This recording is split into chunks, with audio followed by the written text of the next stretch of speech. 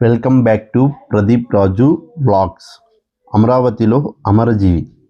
ఆంధ్రప్రదేశ్ రాష్ట్రాన్ని దేశంలో ఏ రాష్ట్రానికి లేని విధంగా భాషా ప్రాతిపదికన ఒక ప్రత్యేకమైన తెలుగు భాషా రాష్ట్రంగా ఏర్పాటు చేయడమే ప్రధాన లక్ష్యంగా తన ప్రాణాన్ని సైతం లెక్క చేయకుండా అప్పటి కేంద్ర ప్రభుత్వ పెద్దల అలసత్వానికి ఎదురు నిలబడి అప్పటి వరకు మద్రాసుతోనే కలిసి ఉండడం వల్ల తెలుగువారికి ఎటువంటి గుర్తింపు లేకుండా చులకనగా చూడడం పొట్టి శ్రీరాములు గారికి నచ్చని కారణంగా తెలుగు భాష ఆధారంగా ఒక ప్రత్యేకమైన రాష్ట్రాన్ని ఏర్పాటు చేయండి అని చెప్పి తనకు కొంచెం కూడా స్వార్థం లేకుండా 58 రోజుల ఆమరణ నిరాహార దీక్ష చేసి అసూలు బాసిన అమరజీవి శ్రీ పొట్టి శ్రీరాములు గారి 125వ జయంతి సందర్భంగా మన ఉమ్మడి ఆంధ్రప్రదేశ్ రాష్ట్రం ఏర్పడడానికి కారణమైన శ్రీ పొట్టి శ్రీరాములు గురించి భావితరాల వారికి తెలియచేయాలనే మహోన్నత లక్ష్యంతో ఆంధ్రప్రదేశ్ ప్రభుత్వ సహకారంతో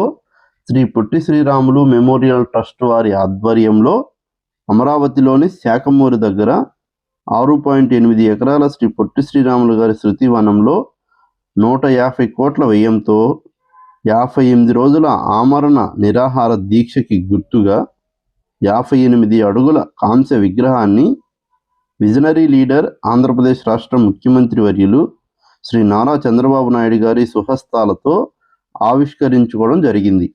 ఈ కాంస్య విగ్రహం తయారీలో 26 టన్నుల కంచు, 48 మంది వెల్డర్లు, 32 మంది పోతపోసే కళాకారులతో విగ్రహం లోపల ఒక ఐరన్ స్ట్రక్చర్ని ఏర్పాటు చేసి బయట విగ్రహాన్ని 6 ముక్కలుగా చేసి బొమ్మలూరుకు చెందిన ప్రసాద్ అనే కళాకారుని బృందం యొక్క నైపుణ్యంతో ఈ విగ్రహాన్ని ఎక్కడ ప్యాచ్ వర్క్ అనేది కనపడని విధంగా సరిగ్గా 200 రోజుల లోపే తయారు చేయడం అనేది గొప్ప విషయం. అమెరికాకు స్టాట్యూ ఆఫ్ లిబర్టీ ఉంది, గుజరాత్కు స్టాట్యూ ఆఫ్ యూనిటీ ఉంది, మన ఆంధ్రప్రదేశ్కి కూడా అదేవిధంగా తెలుగు జాతి మొత్తానికి స్టాచ్యూ ఆఫ్ సాక్రిఫైస్ ఉంది. ఇది చాలా గొప్ప విషయం.